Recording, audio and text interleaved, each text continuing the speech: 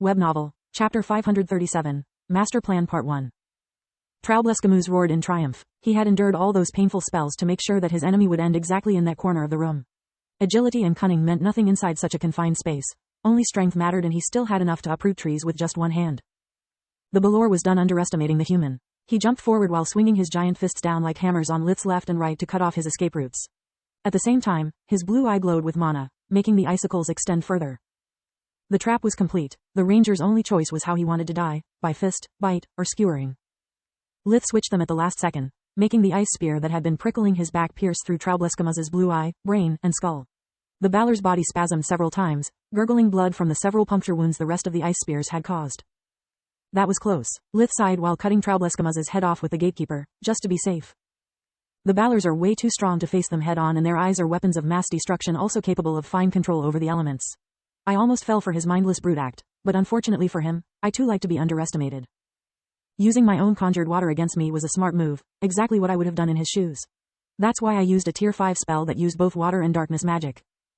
Once the water was imbued with his mana, it couldn't hurt him, but the darkness was still mine. His lack of understanding of how tier 5 spells work was the deciding factor in his defeat. The barrage of spells Lith had employed while backstepping wasn't meant to harm to the Balor so much as to keep him focused on Lith and not notice the black veins tainting his own spell. Lith used invigoration to return to his peak condition while waiting for Ratpack and studying Traubleskamus's corpse. It didn't turn into smoke, allowing Lith to store him inside his pocket dimension. Now let's hope this master is a reasonable guy, otherwise I'll call the army and I'll have them make this whole thing collapse. Lith thought. I found him. I found Master. Ratpack's voice was brimming with joy. He was holding an old battered skull with several teeth missing and cracks along its surface. Oh great, another lich, Lith said while rolling his eyes. The undead had a life force weaker than a regular human, while his blood core, despite being almost completely red, was reduced to the size of a pea. Nice to meet you. My name is Scourge. Do you have the strength to explain to me what's going on? Lith's magical beast name was his best alias available. Even in their evolved forms, animals despised undead. They would never sell out one of their own in case the lich attempted something funny. Of course, dear Scourge, lichs didn't have any brainpower to waste, so they would rarely care for names.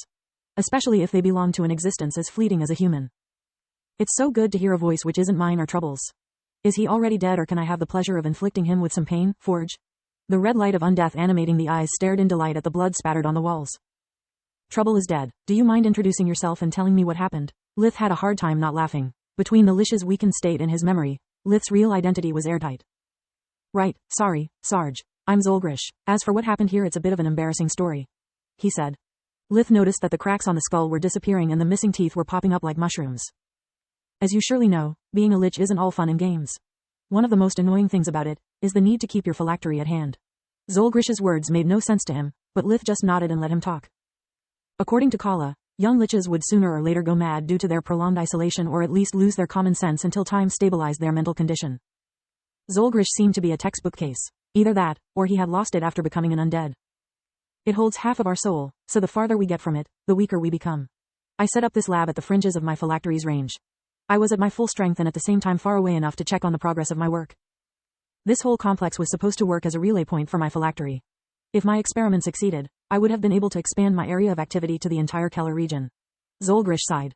Damn it, even becoming a lich is out of the question now. I always wondered why they never disguised their phylactery as a pebble and threw it in the ocean or something. I knew it was too good to be true, Lith thought. Everything was going fine. The mines provided me with all the silver I needed, the arrays amplified the signal, and my immortal minions provided me with an inexhaustible workforce. Zolgrish said. Wait a minute, immortal minions? Lith echoed. Well, yes, lesser undead are too stupid, greater undead are too dangerous in the long run, while living beings are so annoying. You have to feed them, train them, and once they die you need to find a replacement. Rinse and repeat. To avoid the issue, I bound their souls to my phylactery, so that whatever happened to me would happen to them. It was the perfect solution. It guaranteed their loyalty and provided for most of their living expenses. Whenever of them dies, he is reborn with his memories. Whenever they are hungry, kill a few and let the others feast on the corpse. From farm to table, Zolgrish's maniacal laugh gave Lith the creeps. That's why some corpses disappeared upon death while others remained. His device resurrects them only if the body is destroyed, or rather, stripped to the bone. This creature is raving mad. No wonder his minions revolted. The question is, how? Lith thought. Sure, the procedure has a survival rate of 0.01%, but monsters spawn fast and nobody misses them. No harm, no foul, or so I thought. Over time, I took 2 of my most intelligent minions as lab assistants. Danka the Orc and his mastery over magic crystals have proven invaluable for increasing the power of my creations. It took me a while to kill him into submission, but once the deed was done, The sky was the limit for my forge mastering. Yasmo the Balor with his eyes was a perfect amplifier for my spells. Sure, they would explode from time to time, but nothing that a swift death couldn't fix. What I didn't take into account is that, since their souls are stored next to mine inside the phylactery, the repeated cycles of death and rebirth allowed them to feel the energy flow, until they became able to manipulate it.